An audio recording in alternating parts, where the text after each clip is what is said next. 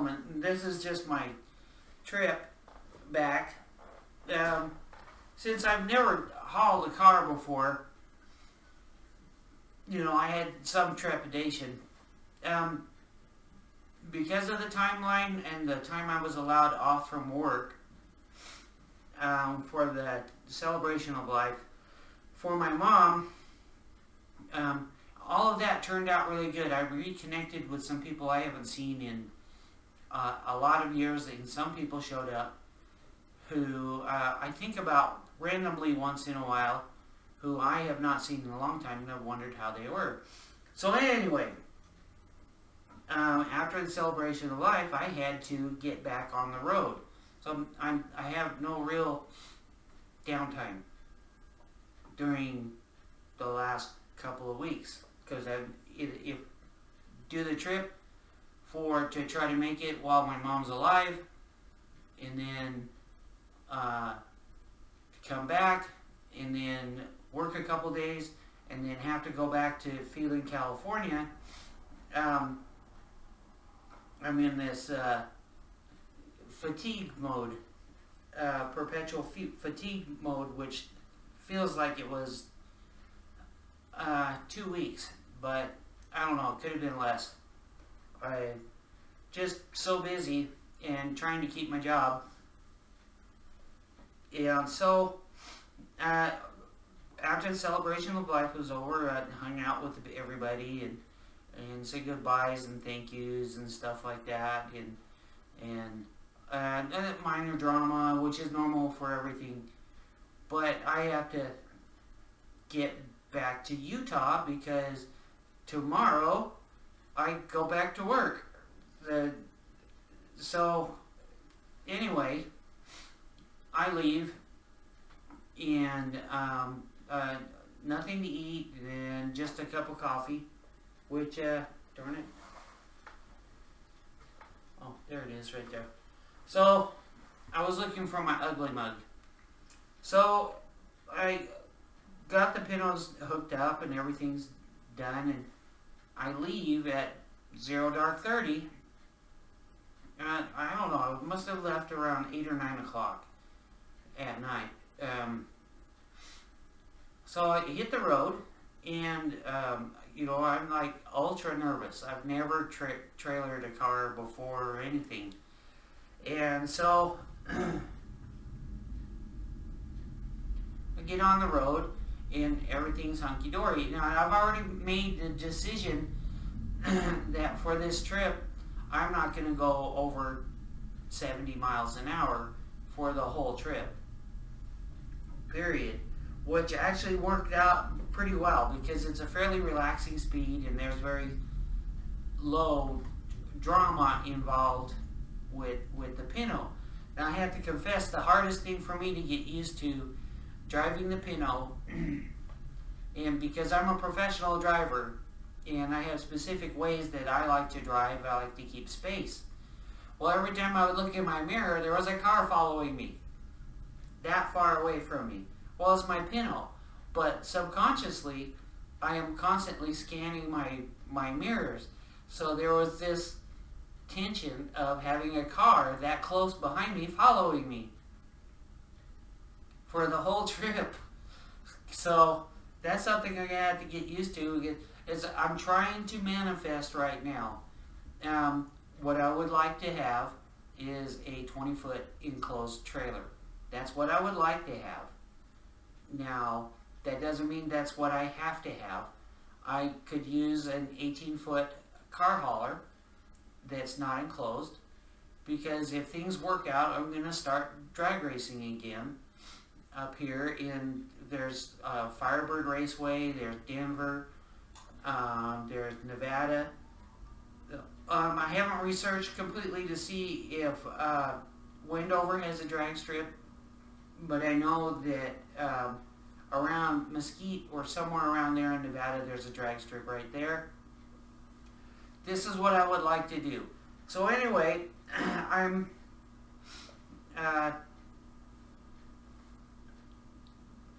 towing my Pinto, and I didn't realize how slow the trucks are in the slow lane because I was fully intended to be 100,000% safe because I have a CDL, and you know there's no forgiveness if you screw up and you have a CDL.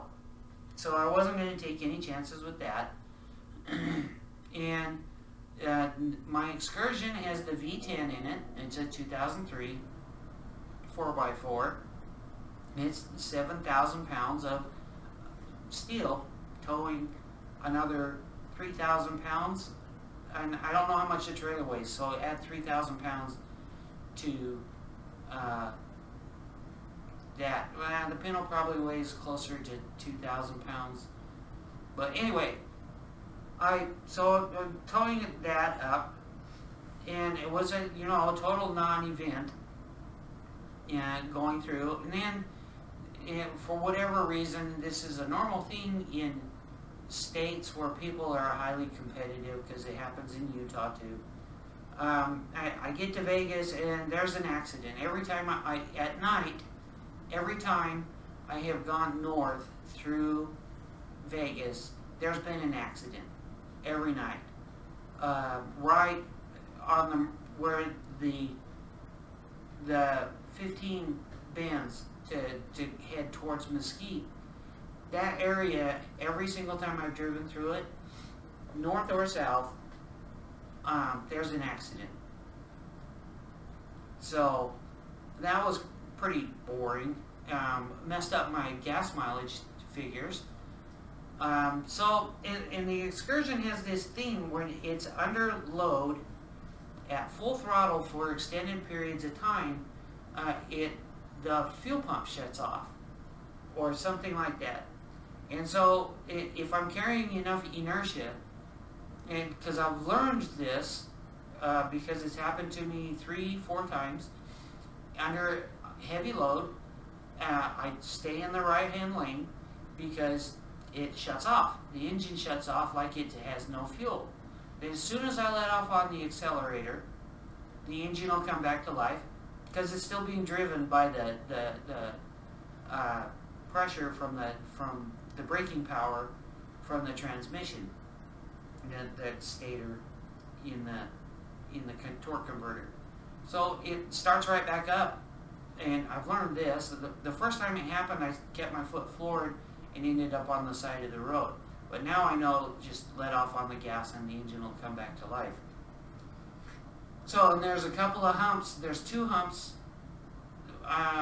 where just before Mesquite, Nevada, the hill is really steep, and I never realized how steep this hill was because I never paid attention to it. And my Pinto, when it was running, had a hard time getting up that. I was floored and could only go 70 miles an hour, which now that I think about it, that was still doing pretty good. And that was when I hadn't put a header on it or anything. The only thing I put on it was a muffler then and my own tuning.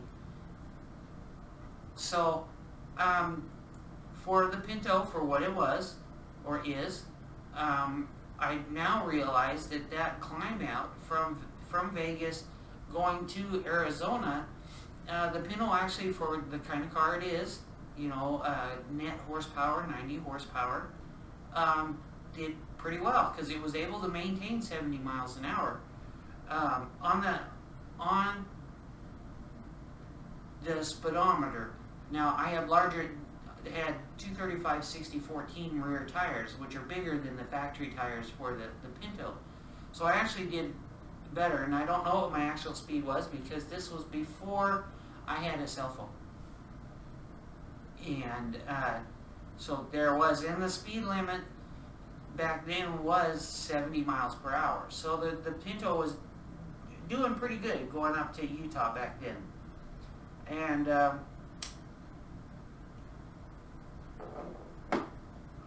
so anyway, I'm towing this up. The engine dies once or twice. No, it only died on me once. But it did the same thing on both return trips at the same spot. So that tells me that it has something to do with the Excursion with the full throttle under load. is tripping as some kind of safety device, or in the fuel pump, or the fuel pump probably needs to be replaced. I replaced the fuel filter because the fuel filter had the same patina as the frame of the car, which means, or the Excursion. So that means it had never been changed ever in the life of the vehicle. That's not too bad since 2003, I guess. And so anyway, I made it up to Arizona, retanked everything, and the drive was pretty boring. I had to take 2 1-hour naps because I'm at the edge of total exhaustion and not having eaten anything. So I made it through St. George, and you know the climb out from there is pretty tough. The Excursion got down to around 11 miles per gallon, which is, I think, not bad considering I'm towing a vehicle behind me that is not running, but it's got all the parts in it, so it's a complete vehicle.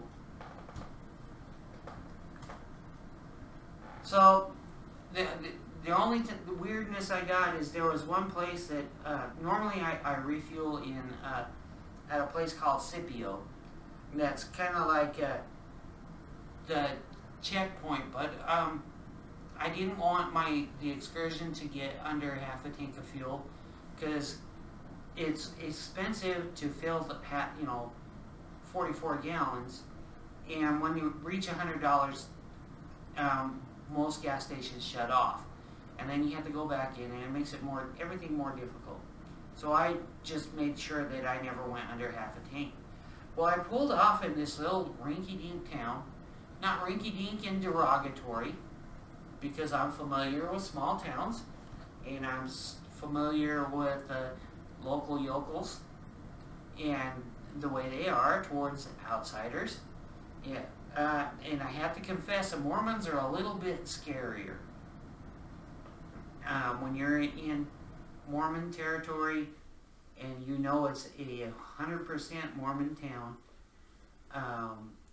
and they're all wearing their hunting gear and everything like that. The only thing I wanted to do was get my gas and go. And well, I had to go to the bathroom, so I had to walk through this group of hunter local yokels, and not a single one of them acknowledged my existence. It was like I was not supposed to be there. This gas station was for their community only. You have to read it to say that it's not even worth it to say hello. It's not worth it to buy anything other than the gas. It's just not worth it. It was not friendly, was not unfriendly. It was just uncomfortable. So I fueled up at this town. It was just about 15 or 20 miles short of Scipio going north. So it just felt weird. And they had a couple of really cool cars there, but I can't remember the name of the city or town or whatever. So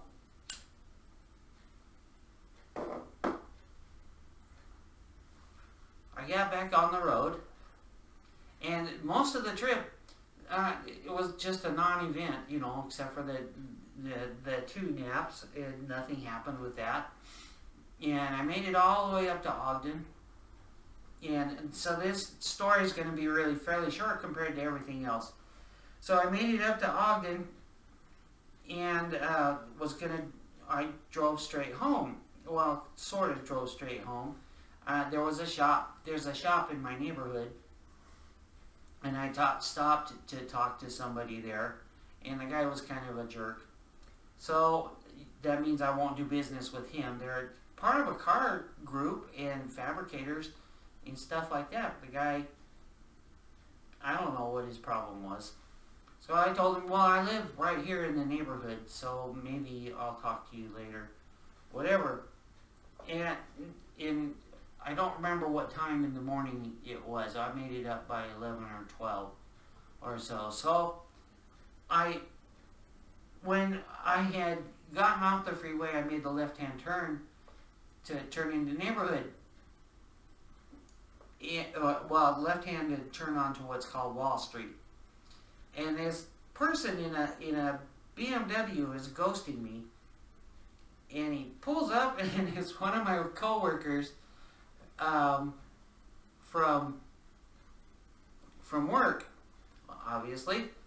And he's all, Pinto, you know, you're looking at my Pinto. He's a dirt track racer, so he's used to seeing Pintos that are all cut up for a dirt track and stuff like that.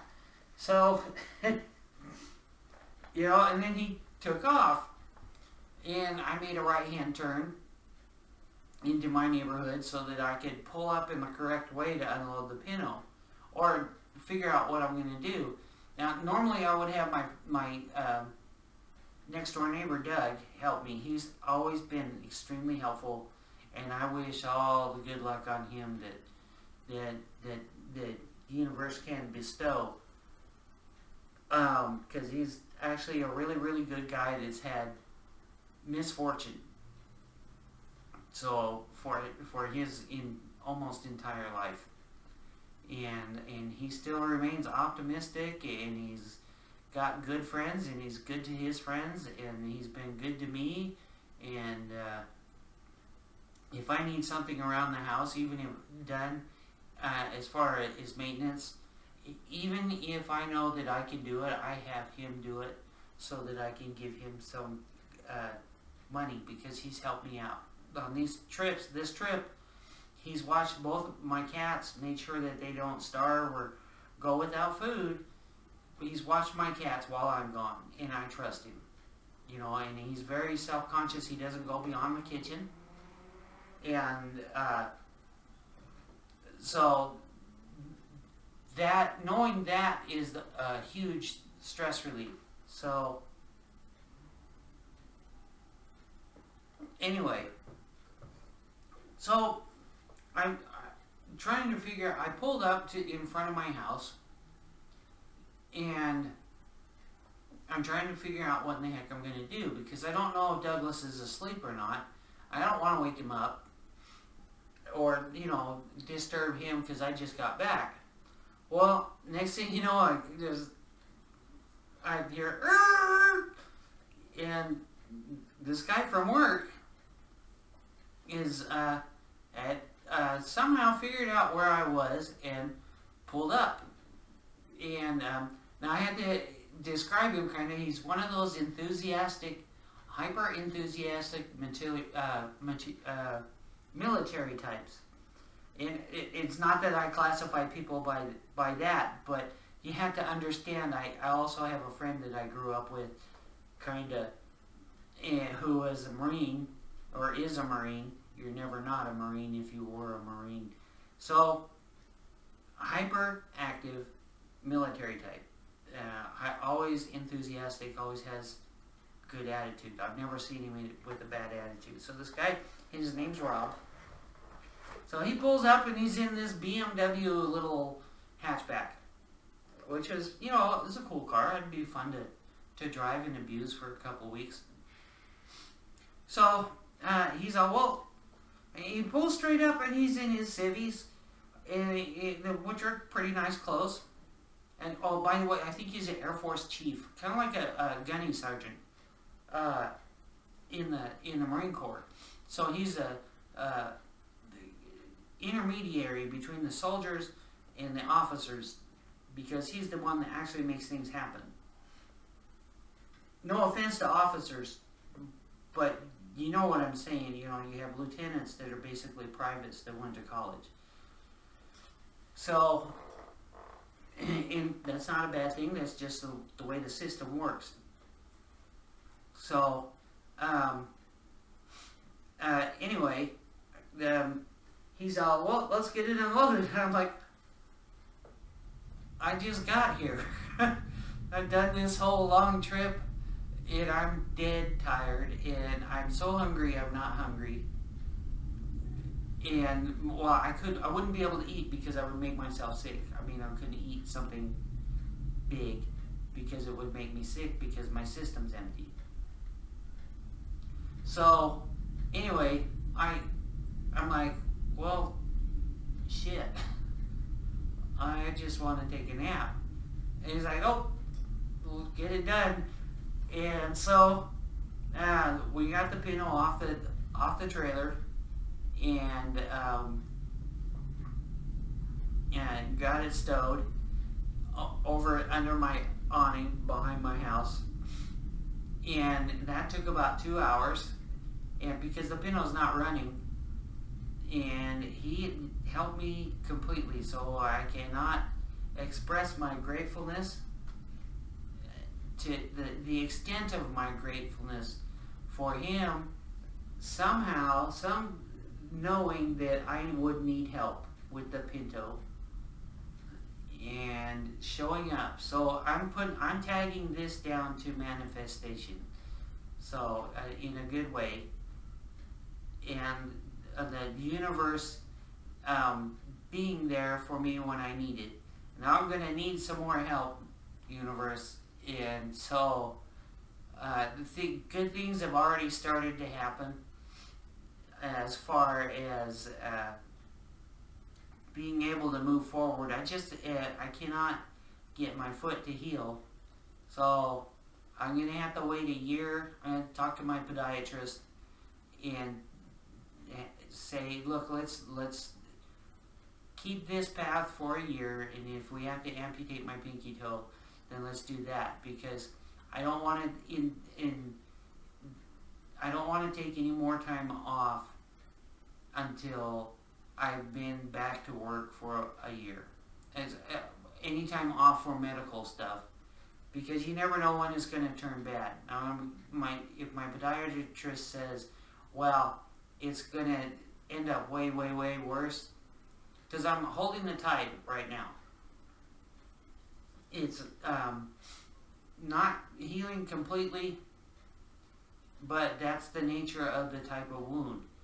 So, I don't know. There's other people who have greater wisdom than me on this, but I know that I can't handle staying at home more, because it's just too quiet. And, I love my cats, but they can't have a conversation. So, got little Xena on the couch there. So anyway, I got the Pinto home. I haven't talked to my sister yet, so about the way we're going to do all the other stuff, because I'll have to figure out how to use just like 1 or 2 days to go down there. And with the excursion, it is expensive to gas-wise, because I'm only getting, when I'm empty, I can brake 12 miles to the gallon, but that's still, with the way it's not the economy, with the way the government is working right now, it's causing the gas prices to go through the roof, which isn't helping people like me. So anyway, that's the end of the story on the saga with the Pinto saga, and my mom and my sister and all this stuff going on, and my nieces. So everything's looking brighter going forward. I'll hopefully be able to settle down in my brain so that I can start getting more quality practice in, because when you're thinking about everything else, it takes away from being able to concentrate on what you want to do. So everybody, thank you for your patience, and subscribe and like, and hopefully I won't be doing any more of these long dialogues or anything like that, but I have not been posting for a long time in YouTube terms. So hopefully I'll get back on track, and thanks for watching. If you like the videos, like and subscribe, and I'll be doing more bagpiping, and I'm gonna literally do those other channels, because this is the bagpiping channel, and the other channel is going to be manifesting, and maybe Pinto, and maybe Oldsmobile. So we'll see. Thanks for watching. God bless, and everybody out there who sent me a good energy and well wishes. I appreciate you guys being out there, and there it is. Thanks for watching. Goodbye.